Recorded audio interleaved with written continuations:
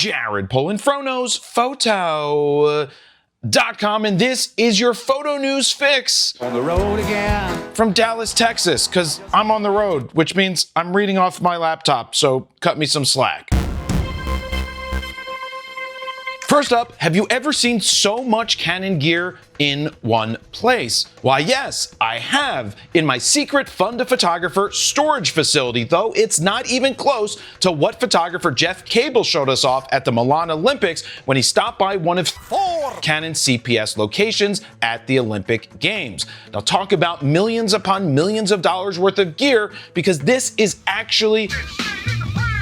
Because every time Jeff goes to the Olympics, he shares us images of Canon CPS. On the flip side, do you think Olympus has some professional services available? Now, Canon doesn't have just one location at the Olympics. They have 4 CPS locations across the game since they are so spread out this time around. Now, this is priceless to professionals who are traveling from around the world. Not only do you have access to things like 800 millimeters and the new fisheyes, but bodies galore. You get an R1, you get an R1, everyone gets an R1. I mean, not everyone, but don't hold me to that. On top of picking out Canon gear for your needs, Canon has repair techs ready to clean, fix, and repair your gear on the spot. Now, contrary to some rumor sites who said that Canon is hiding an R3 Mark II in an R1 body at the Olympics, I say highly unlikely. On the flip side, if you got to play supermarket sweep in this Canon CPS facility at the Olympics, what are 3 items that you're going to first to rack up the bucks? Let me know down below. Next up, Tamron has announced a new 35 to 100 2.8, and guess what? It's currently waiting for me back at the studio to give it a review. Now, personally, I'm trying to wrap my head around this zoom range because 35 isn't exactly wide enough for most wide work, and 100 isn't exactly long enough for most long work. Now, on top of that, Tamron has the 35 to 150 f2 to 2.8, where you trade off wide for more reach, but at a trade-off for size and price. So is the 35 to 100 2.8 meant to be a little sibling to that lens, or a replacement to the now 4-year-old 28 to 75 f 2.8?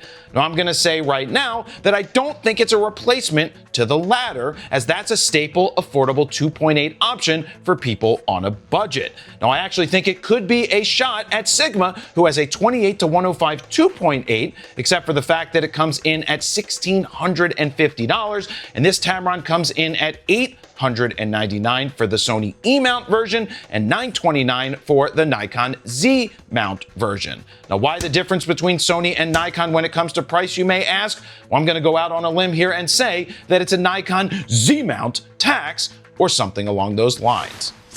Now, again, I'm still having trouble wrapping my head around this range, because I think it would be really solid for concert photos from the pit, portraits at the long end of the zoom like 85 and 100, and maybe a solid carry-around lens when you travel. Now, the good news is Tamron gives you a lot of options to choose from, and the bad news is Tamron gives you a lot of options to choose from. Quite the conundrum. Anyway, if you're looking for a Tamron lens, head on over to Alan's Camera in person or online at alanscamera.com and let them know the Fro sent you. Help support a local mom and pop store. This fix is brought to you by Storyblocks, which has been an invaluable asset for us for well over a decade at this point. Now, Storyblocks gives you unlimited access to royalty-free photos, videos, music, sound effects, vectors, motion backgrounds, and so much more for one subscription cost, which means you never pay per clip. On top of that, there's a Storyblocks plugin for Adobe Premiere that allows you to search all of Storyblocks right from Premiere, which is such a time saver. We pretty much use something from Storyblocks in every single video that we make. In fact, since I'm out here on the road filming the PBA Tour and can't share those clips because they're owned by someone else, here is a random bowling clip from Storyblocks. Now, for more information and to sign up, head on over to storyblocks.com/fro.